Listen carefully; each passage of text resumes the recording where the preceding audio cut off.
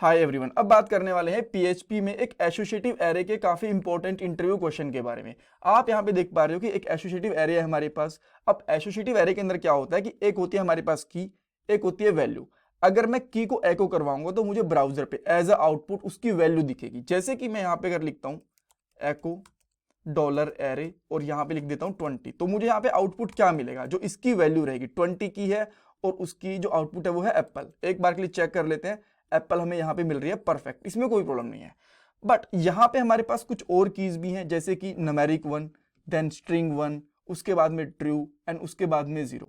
अगर मैं यहाँ पे 1 की को डिस्प्ले करवाने की कोशिश करता हूं, उसकी वैल्यू गेट करने की कोशिश करता हूं, तो हमें क्या मिलेगा? ये एक इंटरव्यू क्वेश्चन बनता है। आप में से हो सकता है बहुत से लोग बोलोगे यहाँ पे ए, या फिर आप में से बहुत से लोग कह सकते हैं बी, बिकॉज ये स्ट्रिंग 1 है और ये एक न्यूमेरिक 1 है। बट नहीं, इसकी जो आउटपुट आने वाली है वो होगी डी। एक बार मैं आपको रन करके दिखाता हूं, यहाँ पे डी।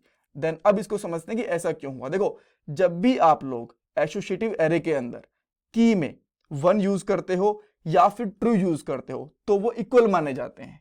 मैं यहां पे इस तरीके से लिख देता हूं ट्रू, ये दोनों एक ही चीज मानी जाती हैं। 1 यानी कि ट्रू, ट्रू यानी कि 1। तो अब बाय डिफॉल्ट ये भी 1 ही हो गया। तो जो पहले वाली की थी ये हो गई ओवरराइड, यानी कि ये यहां से हट गई। अब जब भी आप लोग 1 को प्रिंट करोगे तो हमें यहां पे डी डिस्प्ले होगा। सिमिलरली इसी तरीके से 0 इक्वल होती है यहां पे फॉल्स के। तो अगर यहाँ पे मुझे यहाँ पे 0 दिख रहा है, अगर मैं 0 को प्रिंट करता हूं तो मुझे क्या वैल्यू प्राप्त होगी, क्या वैल्यू मिलेगी मुझे?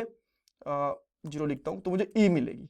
आप यहाँ पे देख पा रहे हो। अगर मैं यहाँ पे फॉल्स लिख दूंगा तो भी मुझे यहाँ पे ई ही मिलेगी। आप यहाँ पे चेक कर पा रहे हो, राइट? तो एसोसिएटिव एरे के अंदर अगर आप लोग एक वैल्यू गेट करना चाहते हो की के बेस पे, सो 1 और ट्रू सिमिलर काउंट होंगे एंड देन 0 और फॉल्स ये भी सिमिलर काउंट होंगे। ये आपको ध्यान रखना है, बहुत बार इंटरव्यूज में पूछा जाता है।